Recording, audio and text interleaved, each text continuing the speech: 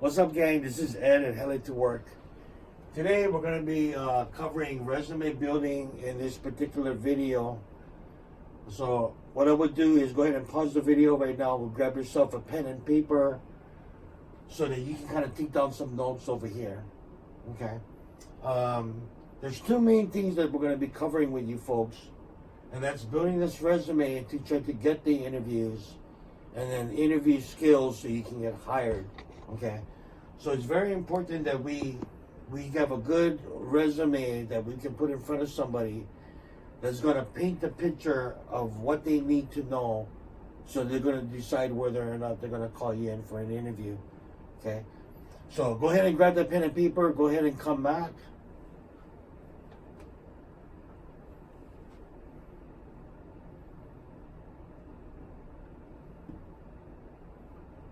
Okay, first thing we're going to cover is we're going to go over some parameters with the resume. Okay, basically this is what we're going to put on the resume. Okay, so we're looking at going back 10 years.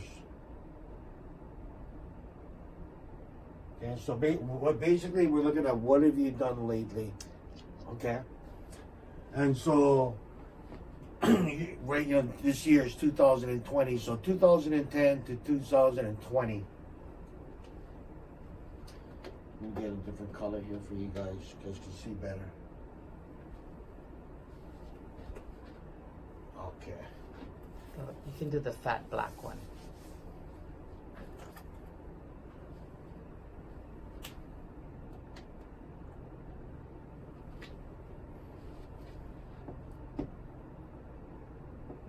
Okay. Whoa. Okay. So we're going to be covering 10-year period, 2010 to 2020. We're going to need several things inside over here. First off, at the top, we're going to want, however you want your full name.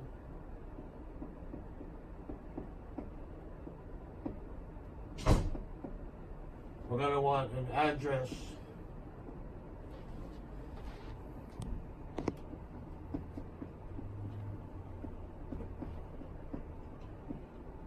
With the city, state, and a zip code.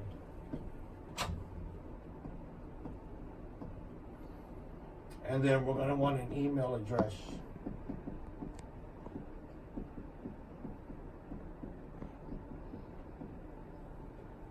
Okay, now how you're going to get this information over to us is we're going to have you folks email it to us.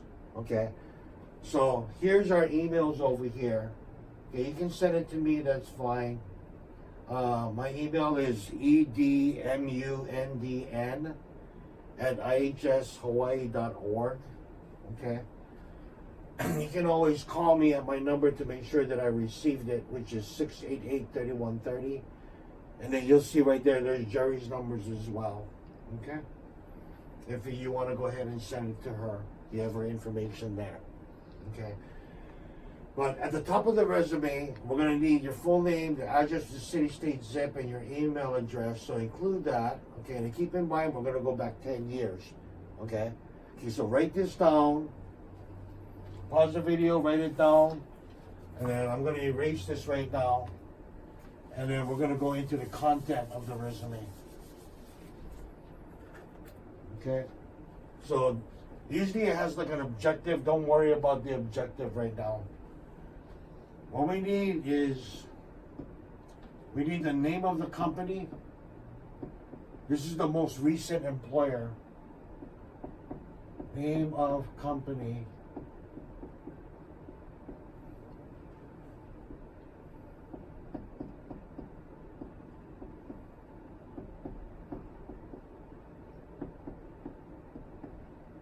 Okay, so from the most recent employer going backwards to 2010.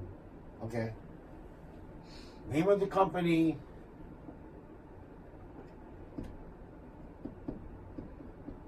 We need the city and the state.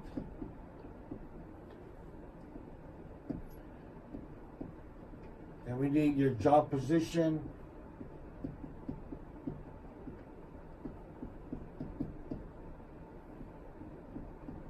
So you're a cook, driver, whatever it might be. Okay. And then I want dates. That's the best you can remember. Okay.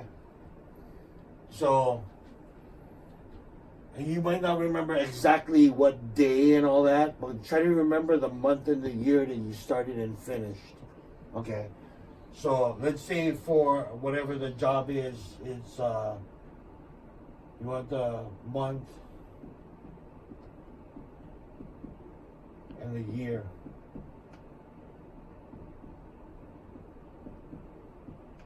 Start and finish.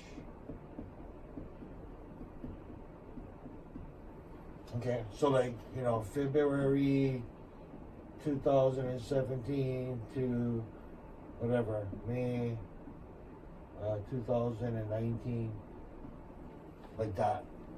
Okay, this is going to help us to be able to complete the resume, getting this information. Okay, so when you're writing out the employer's information, then you want to kind of, this is what you need.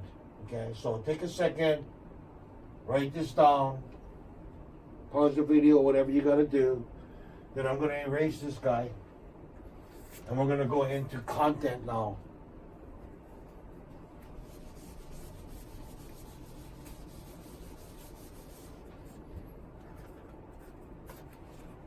Okay, so now we're going to get into job duties. Prior to proceeding, Ed, I'd love for us to mention that inside of their jobs that they're going to go and list, we want to make sure that they understand that it is 10 years worth of it, like you said in the beginning of the video. So like you said, from 2010 to 2020, we want to make sure that they're listing all the jobs that they had within that timeline. Yeah. And then we will you know, put it to the resume. So I Yeah. just wanted to remind our listeners and doers of Heli to Work. Yeah. Say, here we go, job That's fine. duties. And then let's make sure we got it in sequence. Yes, please. Yeah. Starting from the most recent job, working your way back to 2010. Okay? Thank you. And then if you guys have any questions, like, oh, I'm not sure if I'm supposed to put this on, or, oh, this was a cash job, or whatever it is, okay? You know, you can always give us a call and we can talk about it, okay? Right. Everybody is a different situation, but normally on a resume, I would put down all payroll stuff, okay, just as a general guideline. Because, you know, they're gonna call your employer basically, okay? So, I don't know if they're going to say, oh yeah, he worked there, you know, because you were getting paid under the table, right? Right. Okay, And, so, and if it is a cash job, that can go under our skills section. Maybe you learned how to use you know, whatever it's pallet jack, scissors lift, things like that. If you that can only, be under skills. If you only work cash jobs, then we have no choice. Right. Okay. Then we would just go ahead and put that, but we would probably use a different format of a resume Yes. when displaying the information. Okay. Perfect. And we'll So work with them. we've that. come up with every single scenario that could come our way, so we'll figure it out. But it's primarily you're looking at payroll jobs. If it's cash jobs, then you want to make a note of it. Oh, this was a cash job. Okay. When you guys email all this information to me, so you can just type this in an email. Okay. So here's when it starts getting important, where we gotta start looking at providing some specifics. Okay. You gotta remember now, it's like they don't even know who you are. You're just emailing them the information. That's it. The paper has to sell them on whether or not they're gonna call you for an interview, or question you and then call you if they like you, or whatever they're gonna do. So you have to give them enough information and paint a picture in their mind of what exactly you did. Okay? Because then the person reading it, the one that resonates with what's there, that's the one they're going to call. Okay? Which is what you want. So, for example, if you did cooking before, okay, I don't want you to just put cooking, and I should already know what that means. Okay? Somebody who owns a restaurant, okay, is going to want to know, what kind of food do you know how to make? American food, Italian food, Hawaiian food, right? Just because you can cook doesn't necessarily mean that you're a good fit for them. Okay? So you wanna have some specifics to what you're doing here, as far as what you're writing in there. So if you cooked all like more American style food and local plate lunch kind of stuff, then I would put that kind of thing there. Okay, so the first thing we're looking at for listing job duties, okay, is what did you do? What did you do basically on a daily basis with some specifics, like how we just mentioned? What did you do? Okay? That could take up 2 or 3 bullets. Okay? Next thing you're looking at is what did you use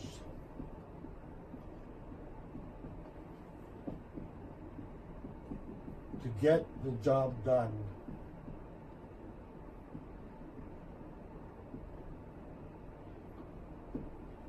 Okay, so maybe you did delivery. Okay, so as far as delivery, it's like you can let them know like what kind of vehicle that you drove, and then you got the different routes, and if you had part of doing that, customer service to the people. Okay. And then what did you use to get the job done? It could have been things you did in the warehouse, like operating this, operating pallet jack, I have a seat, whatever, all these kind of different things. Okay? Again, you're trying to draw the picture in the mind of the reader. Okay? Number 3 is other things that you did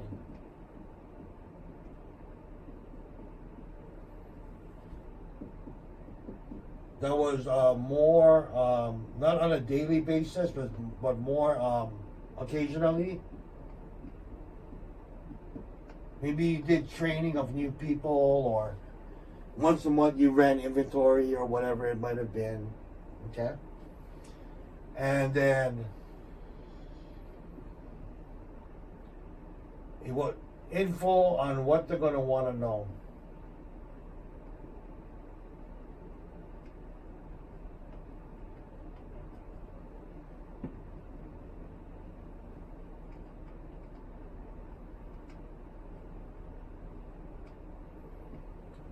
Okay, so other things that you did work, like I said, maybe you trained when people came in, but you didn't do it on a daily basis, right?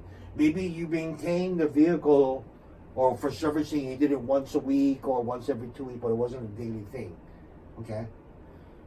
And then as far as information on what they're going to want to know, if you were a driver, they're going to want to know, well, how well do you know the island, right? What kind of license do you have, right? Do you have a clean driver's abstract?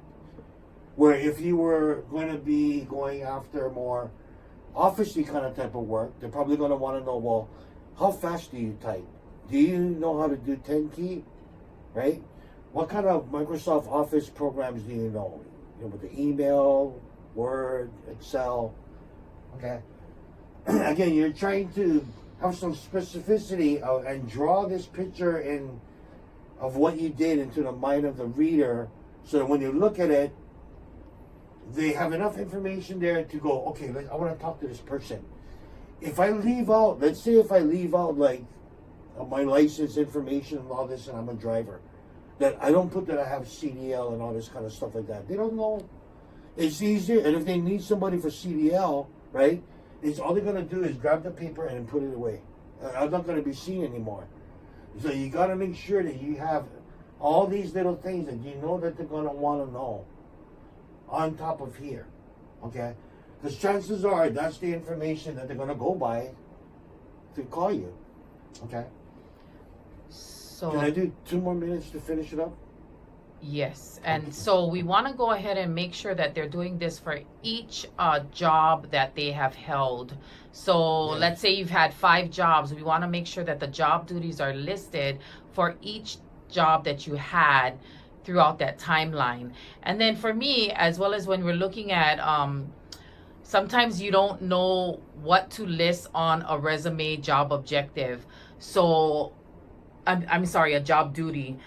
And what happens is I go ahead and Google up a position. So let's say I was a janitor. I look on Google with the keyword janitor's job duties. And what happens is it comes up with these sentences that I can look over and see that if I did do that position in that, that job skill within that position, I would list it inside of these job duties. Okay. So that's how I get extra stuff. But yes, you do have 2 minutes left. Go ahead. So another way that you can do that, okay, like if I was sitting next to you and I was going to create a resume, then I would basically ask, okay, so what is a normal day like? Yes. Think of a normal day. What is it that you did? And then whatever you're telling me, I'm writing it down, and from there I'll ask different questions as far as based on what I know about that particular job. Oh, did you do this too? Did you do that too? Oh, what kind of thing did you do this? Some things might be yes, some things might be no. So you can go ahead and Google that, and then you can also just think back on a normal day, right? And then you got the occasional stuff and everything like that. But if you have a question about this, painting the picture for the reader, then just give me a call and I'll try to better explain it to you. Hopefully what I've told you right here is going to be enough. It should be enough, okay? Don't worry about the wording and making it sound resume language and all that. We'll figure all that out. And we need the guts of the information here so we can get it into the resume. And then so I'm going to explain to you what we're going to do with this information so you understand why, okay? So you're going to do this for every job that you had going back 10 years, okay? And when you get to like education and stuff like that, I mean, if you didn't finish school, let's say you went to college for a year and then you stopped, then to me, I wouldn't put it there because I don't want to put down anything that I didn't complete. That's just me, okay? But people are going to want to know, okay? Do you have a GED? Do you have a high school diploma? Or whatever it might be, okay? I don't put the year that I graduated, but I put down what I received, okay? If you completed something. Okay, does that make sense? So if you got the GED or you got the diploma, then we want to know what that is, okay? They might look and say, oh, you're from Roosevelt High School. Oh, I went there too, right? No, you weren't even there, but now you got a connection with the person that's looking on that resume if they went to Roosevelt, okay? So that's why there's only certain things that I will put there. The next thing that you want to work on that most people are going to ask you for is you're going to need 3 references, okay? Hopefully you have past either supervisors or bosses or whatever have you that you can contact that they're going to ask you, can you give me people to call, and then you go ahead and do that, okay? You want to have those 3 references ready, and then don't make it be friends or your mom or your brother or whatever. Okay, it's better to make it people who have worked with you in the past. Okay, once you do these one by one, you want to type it into an email and you want to send it to me. Once I receive it, then I will send it over to our volunteers, so we'll put it together in a resume template for you. Okay, I will give you a call, right? Let you know that it's done, and then we'll kind of hash out what's going to happen next, which is getting another instructor of ours to call on the phone and fine-tune the resume to where we want it to be. Okay, they'll also help with like doing practice interviewing and stuff like that if you're looking at doing that as well, which I highly recommend. Okay, so that's the process of what things are going to go, and the information we need, the thought process that you need to go through, and then how you're going to send it and what's going to happen after that for us to get that completed and ready to go. Okay, if you have any further questions, give Jerry or myself a call. Our numbers are right there, but we'll see you in the next video.